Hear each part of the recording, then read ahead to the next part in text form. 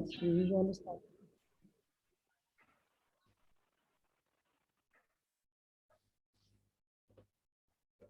Good morning, everyone. You are welcome to today's clinical presentation of the Young Ophthalmologist Forum. It's a beautiful Saturday morning.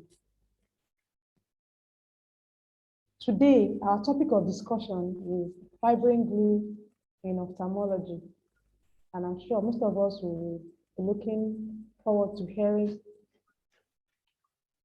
something or lots about this particular topic because it's not discussed commonly.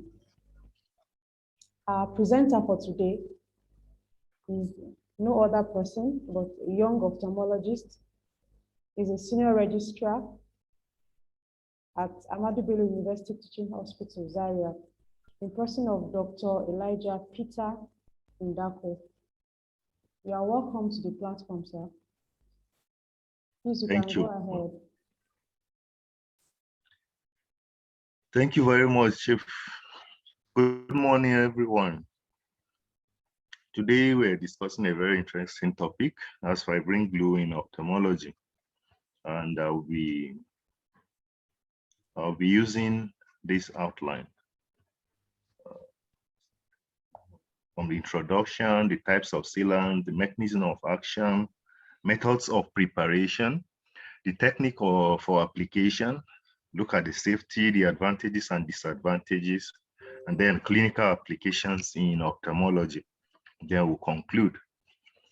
I'm sure most of us would have had experienced this because one way or the other, you do a very beautiful surgery, and at the end, while trying to suture, you just spoil the good work that you have done. Or you just start taking your whole time, and you know how frustrating it can be. So suturing is a time-consuming process for which surgeons are in search of an ideal alternative. It's not just us, but everywhere. They're not limited to ophthalmology alone, even the other surgical fields. An ideal suture is one which is easy to handle, not allergenic, affordable, and does not promote infection.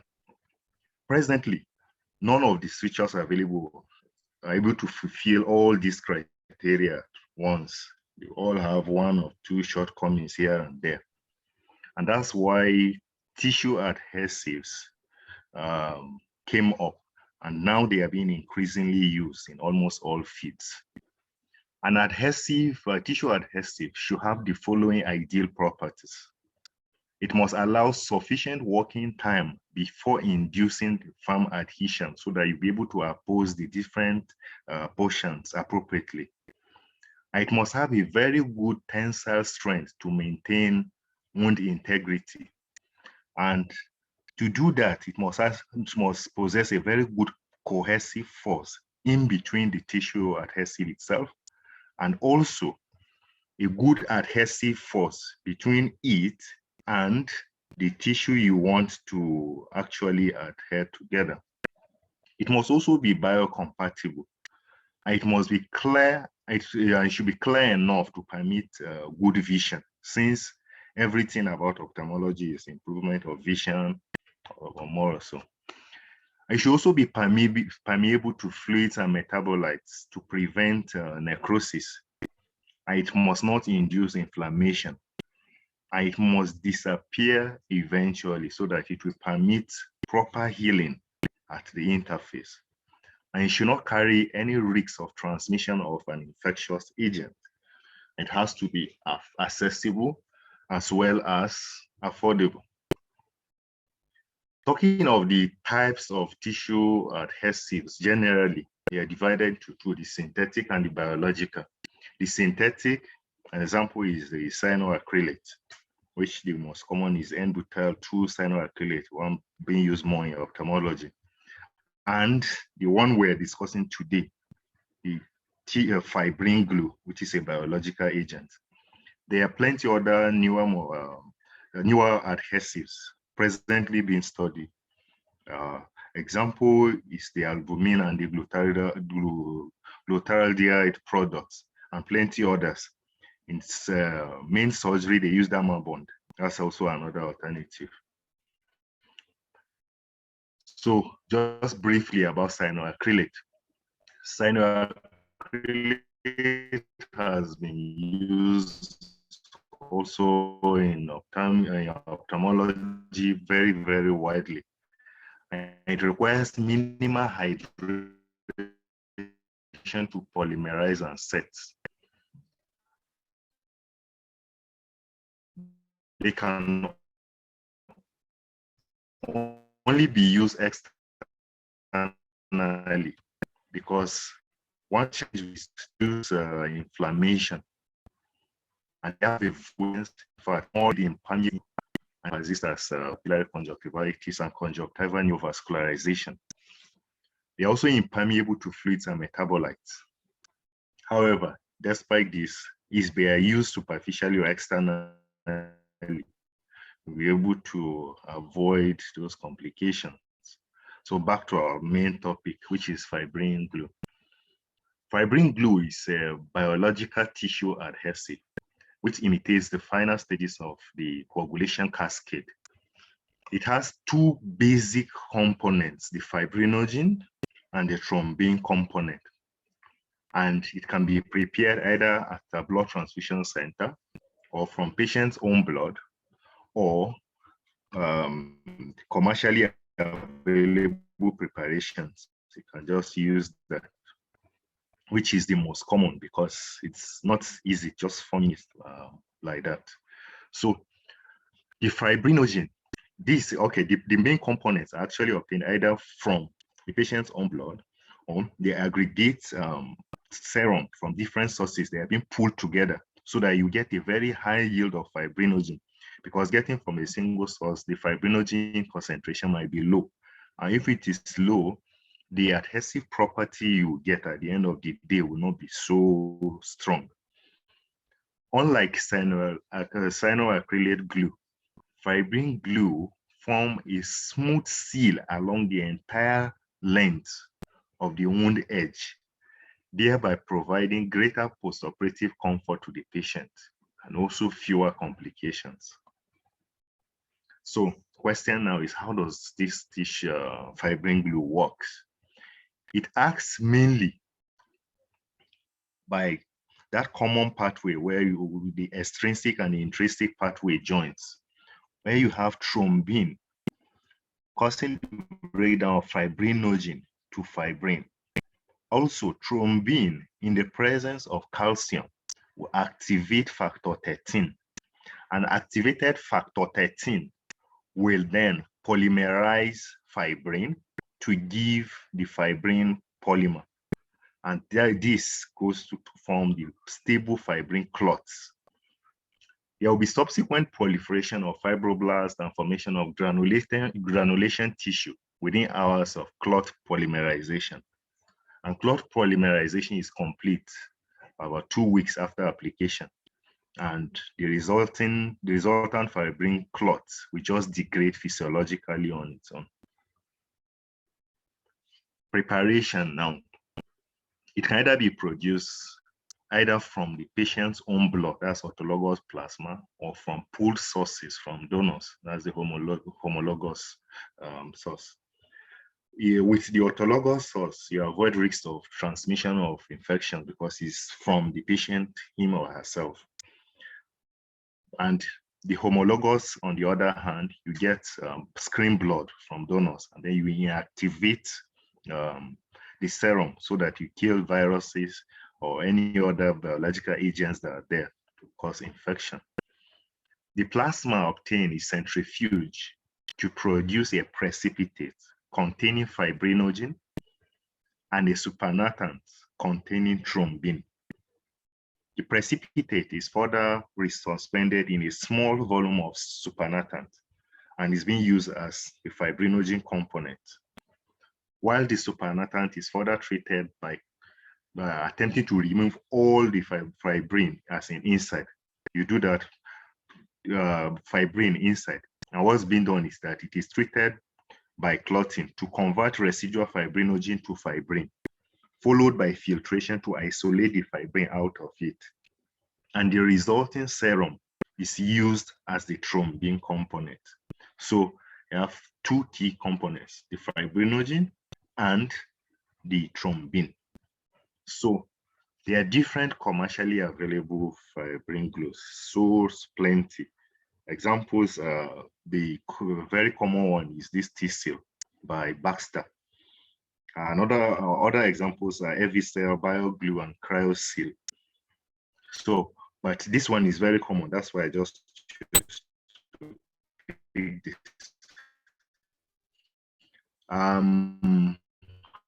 For this that you mix together to get your final two concentrates. Hello, I hope I'm audible. Yes, you are. Yes, you are. Okay, thank you. So in one, the first bottle contains mainly the most active ingredients there, the fibrinogen and factor 13. So it comes in a large blue bottle. There's a second bottle, this contains a protein solution. A third and fourth bottle containing different concentrations of thrombin.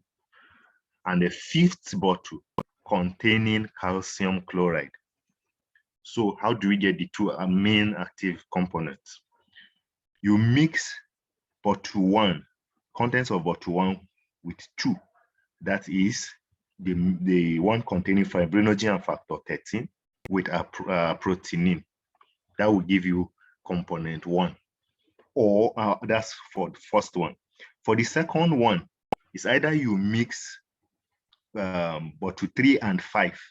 That is the lower concentration thrombin 4 with calcium chloride, or the one with higher concentration thrombin 500 with calcium chloride, and that will form component 2. Whichever one you want to choose, as in the two options down, all depends on how fast you want the polymerization to take place. So just to recap, so that we get everything. We have the fibrinogen. This is one content in one of the bottles. We have calcium, different thrombin components, the 4 and the 500. And also we have factor 13 inside the first component, and then a protein.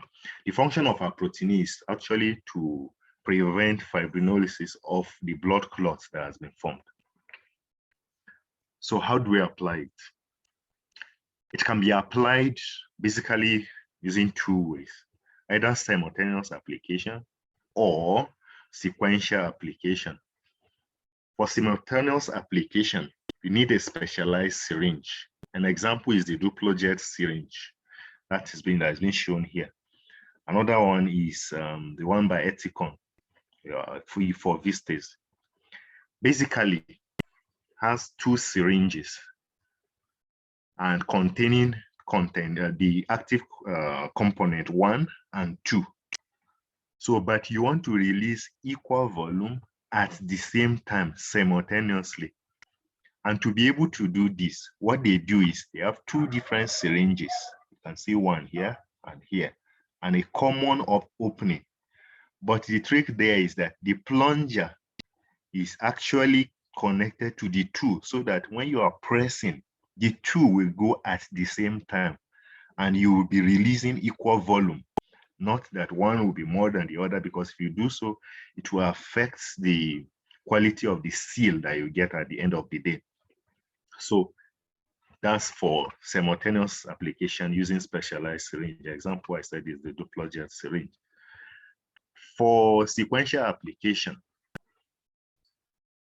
you can actually use separate syringes.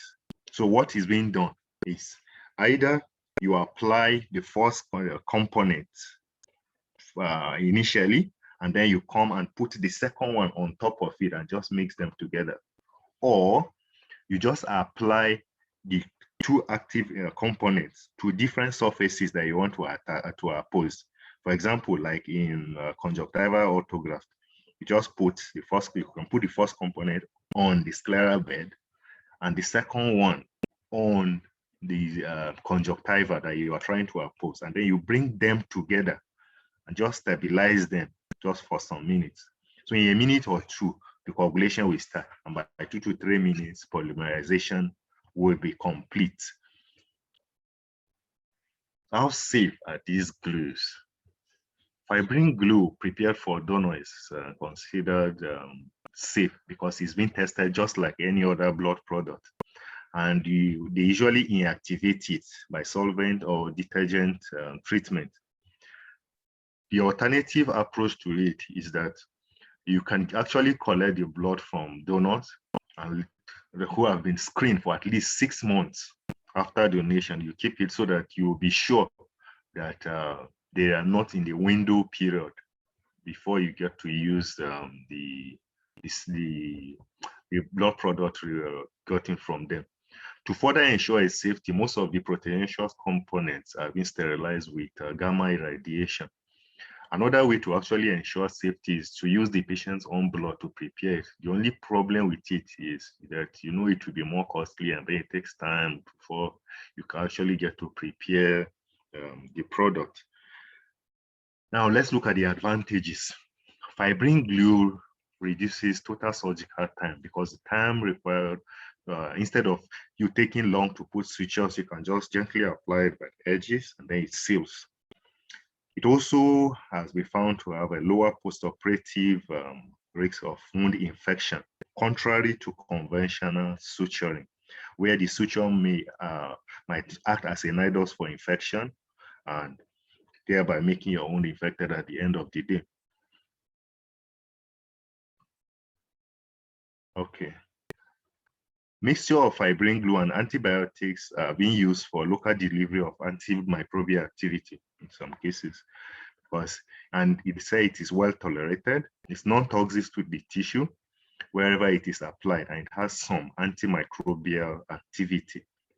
It also provides a very smooth seal along the entire length of the wound edge, resulting in higher tensile strength, with the bone being resistant to greater shearing stress. It can also be used as an adjunct to control bleeding in some selected surgical patients, whereas in other surgical fields, they use it as a hemostat. It has a low incidence of allergic reactions, though some has been reported, and it's been attributed to their proteinin in the fibrin glue. Fibrin glue encourages formation of adhesions when applied to even contaminated tissues, and this could possibly be to the presence of a proteinin because of the antimicrobial activity that it possesses. Another advantage, especially over cyanoacrylate, is the fact that it actually does not solidify quickly like cyanoacrylate, so it gives enough time for you to be able to adjust as necessary. So application is easier and usually more accurate. By way of disadvantage, the major drawback to it is the fact that it's a biological agent, and so there is possibility of risks of transmission of infection. However, with proper preparation, this can actually be avoided. Another disadvantage is that with different composition or concentration of fibrinogen, the seal you have may actually vary between different companies. So there's variability in tensile strength. It's not uniform across all the different manufacturers. So let's take a look at fibrin in clinical use now. As early as 1944, fibrin glue was being used in ophthalmology for skin grafting. In 1946, it was tried for cornea grafting in rapid and was found to be successful. So it has a very long use in ophthalmology. Like the T-cell, it has been used for over 9.5 million surgical cases for more than 25 years in Europe with good success. In conjunctival surgery, fibrin glue has been used. Fibrin glue In 1986, it was being used in conjunctival surgery utilizing pericardium. But currently, it has gained popularity for both conjunctival closure and transplant. It has shown promising results in sealing all sorts of conjunctival wounds. In traumatic conjunctival repair, tear repair, in a position of conjunctival amniotic membrane transplant for various purposes, for conjunctival callosis repair, also in cases of chemical injuries, Stevens-Johnson syndrome, and several other applications. In pterygium surgery, it has gained very wide use. In fact, it's being used in pterygium surgery more than many or most other fields generally. So for pterygium surgery, commonly after removing the pterygium, you might want to put a graft, either conjunctival or amniotic membrane. It has been shown that fibrin glue, it's very, very, very useful for this purpose because it's able to oppose it appropriately, and it's safe and effective.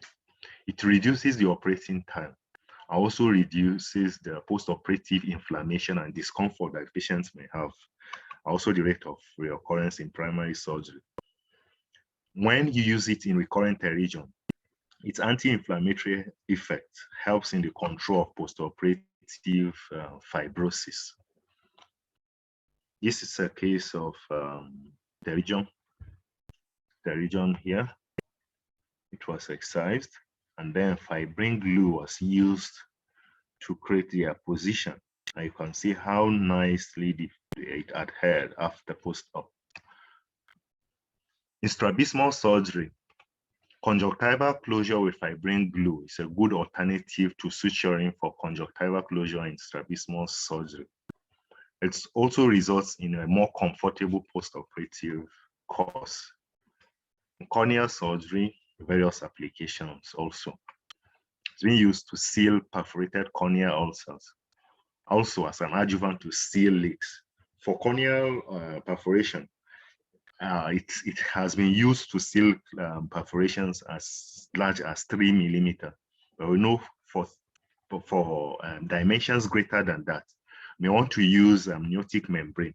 Still, it can be very useful because you can use it to actually oppose the amniotic membrane to the cornea.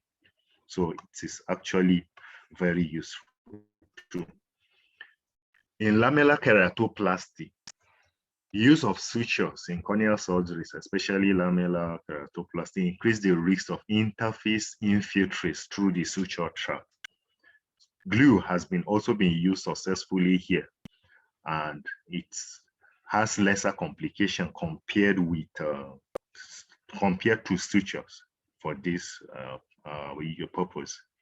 In penetrating keratoplasty, we know you need a very good tensile strength around the grafts.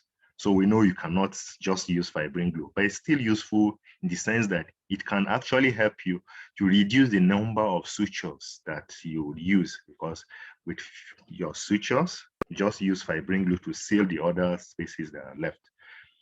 Like in this picture here, this patient had penetrating keratoplasty done, and post-op, it was noticed that there was a leak around this edge where the arrow is. They put another suture. Unfortunately, he refused to seal it. Finally, you can see there's positive sealer test there. Finally, they just used fibrin glue and sealed it very well.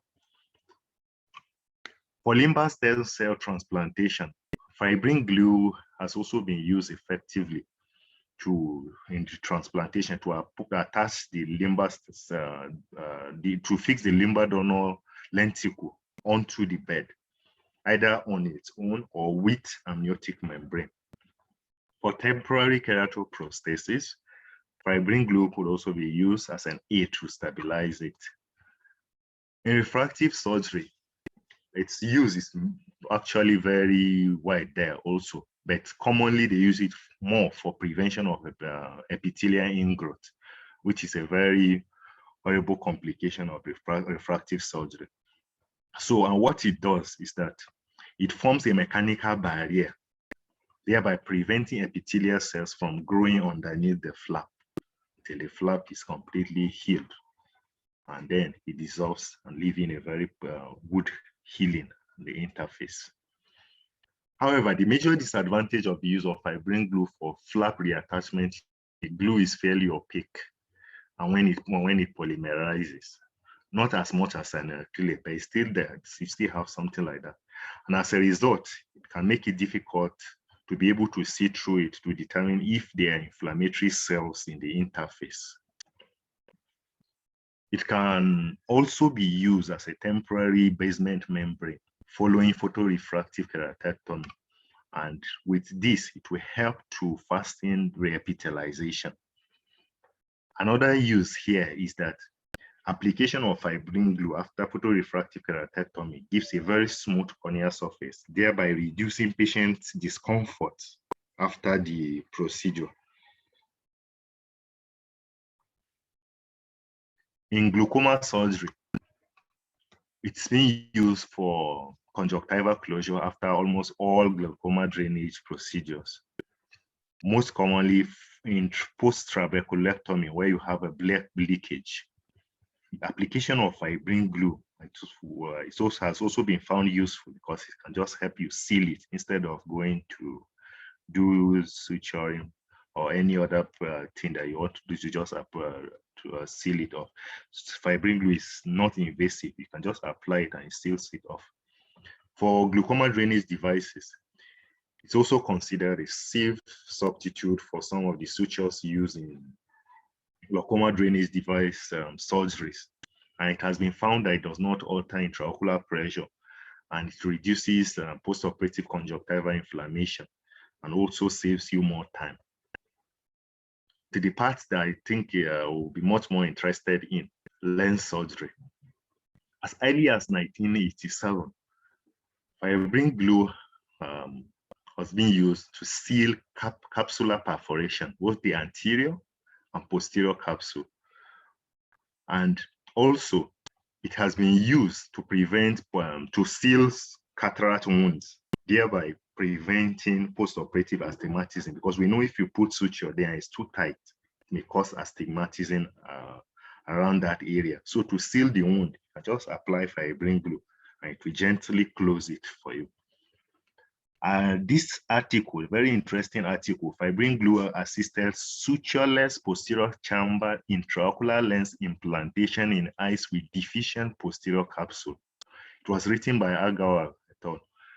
What these authors did was that they got some patients that had no posterior capsule, and they were able to insert a PCIOL for these patients and stabilizing it using fibrin glue. We know PC rent is one complication that we all avoid in cataract surgery, but these people were able to still put in a PCIOL despite the fact that there was no posterior capsule, and they recorded good success. In vitreoretinal surgery, fibrin glue has been used for conjunctival wound closure following RD and macular hole surgeries. It has also been tried for macular attachment in animal studies with good success. It can also be used to stabilize keratoprosthetic devices during vitreoretinal surgery. For the other applications, it has been used, just like I said in the beginning, different form of skin grafting. Also for stabilization of secondary orbital implants, different applications. For the other uses, can be used for reconstruction of lacerated canaliculi, microanastomosis between the canaliculi and the lacrimal sac, and also in DCR for attaching lacrimal and nasal mucosa flaps. Now, the question is, we'll be talking of plenty applications here and there. So, how much or how pricey are these products? These are different range of products, tissue sealants available. But let's focus here, the TCL. It costs about $220. I'm sure some of us will have started wondering that this thing is expensive, but we should know that this is actually the whole vial. and it's only small volume that you get to use. And as we are already used to, I believe it can be shared for many patients. So the question is time. They say a popular saying goes, time is money. And if you don't spend it, if you're losing your time, you're actually wasting your money indirectly. So how do you strike a balance between the two? And all that boils down to the question, how much is your time worth? Is it cost effective for you to want to use the fibrin glue so that you save more time to do more surgeries? You save yourself more stress of complications, suture-related complications? I believe it's an individualized answer, sure. So it's something we just need to think about. But one thing is very clear. Fibrin glue has been found that it reduces surgical time. It saves you a lot of time. That's a very good bond strength. It's easy to undo. It disappears eventually. It can plug different forms of perforations. The excessive amount can easily be trimmed, and it does not produce inflammation. By way of conclusion, as the use of suture is fraught with complications, bioadhesives like fibrin glue emerge as an alternative for tissue coaptation over the last decade. It actually has a very bright future in front of it. It has very, very promising application in different aspects. And I believe as young ophthalmologists, we need to key into this so that we'll benefit from it and also participate in research, different forms of research, so that we'll be able to direct its use appropriately towards the right direction. Thank you for your attention. These are my references. Thank you very much, sir. Thank you for this quite elaborate and interesting presentation. I'm sure a lot of thoughts are going through our minds now, especially when he's been able to convince us that fibrin glue is applicable in all specialties, all subspecialties in ophthalmology. And we only need to think about it and make up our minds to decide if we actually want to key into it, the advantages he has mentioned, and what we stand to gain from this. I think it's an area of research that we should all look into. Thank you all for listening. At this point, I know some of us will have some questions that I would like to ask him. Please, if you have any question, you can signify.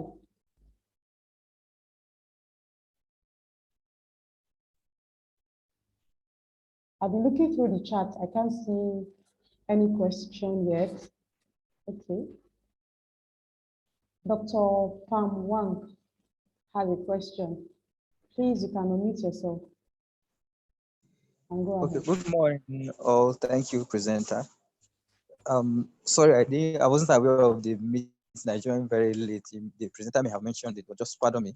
How readily available is this fibrin glue? Where can we get it? Thank you. Oh, thank you. Okay. Dr. Megiba, please, you can unmute yourself and ask your question. Okay, thank you, Dr. Peter, for the wonderful lecture. You mentioned that this fibrin glue can be used where the posterior capsule is deficient, when you want to do cataract surgery. But from the lecture, we could see that it's not actually particularly clear once you use it. So I'm wondering if it will affect the visual outcome at the end of the surgery. Please, if you could elaborate. Thank you. Okay, thank you. Dr. Amaka, please, you can go ahead. Hello, good morning, everyone. Good morning, sir. Thank you for the presentation. Towards the end, you were talking about, we could share them. I don't know if I heard anything about preservation, how you use it. Is it when you open it, you have to use it all, or is there any way it can be preserved? Thank you very much. All right. Thank you.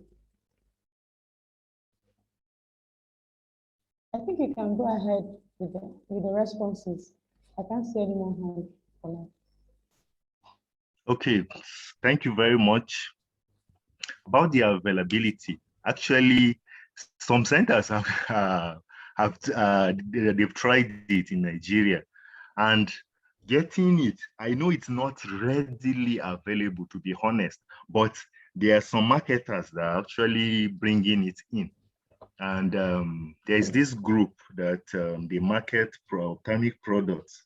I checked back the other day and realized that a lot of people were actually showing interest. And the marketer talked about the fact that they are making an arrangement with the company to ship it in bulk. But it's actually available, but not too readily, because you have to order it as the way it is now. What's even much more available than the fibrin glue itself is the cyanoacrylate. Then, talking of its use in PC rent, one thing needs to be very clear here. Most of its application is still limited because it's not everybody that uses it. And then people are still trying things with it. It all boils down to how wide your imagination is. What those guys did is that they actually used the haptics. They sutured, no, not suture. They actually adhere the capsule, the haptic to the sclera, thereby stabilizing it. That's the way they were able to do it. But I'm sure we all know that that will not be too easy. But it all boils down to you trying something and getting something innovative out of it. Because instead of putting iris fixated IOL or maybe ACIOL, this provides another alternative. That's what it's just about. Then, and it's not limited to their study alone. It all boils down to what we're really ready to experiment with. I just put that articles to stimulate us to know that it's all about you trying something. Because in the future, it will definitely evolve to a stage where it will become something that will be routinely used. Because I'm sure even when suturing started, they started with experimental things. Then, talking of storage, there are some, it all depends on the preparation actually again. But some of these products are actually, you need to keep them in a frozen state. So when you finish, you can actually put it back. This is not officially recommended. You know, generally, you don't want to promote infection, but we know in our setting, finance might be an obstacle. So even for anti-VEGF, we get to use it for more than one patient or something like that. So I believe it can actually be kept back in the frozen states where they preserve it. And when you want to use it, you thaw it and just apply. Thank you. All right, thank you very much, sir. Chairman, Mr. Chairman, you are highly recognized. He has brought up a very interesting discussion. We would like to know, is anyone amongst us here who has practical experience of fibrin glue, who has been using it and would like to share his or her experience with us? Is there anybody?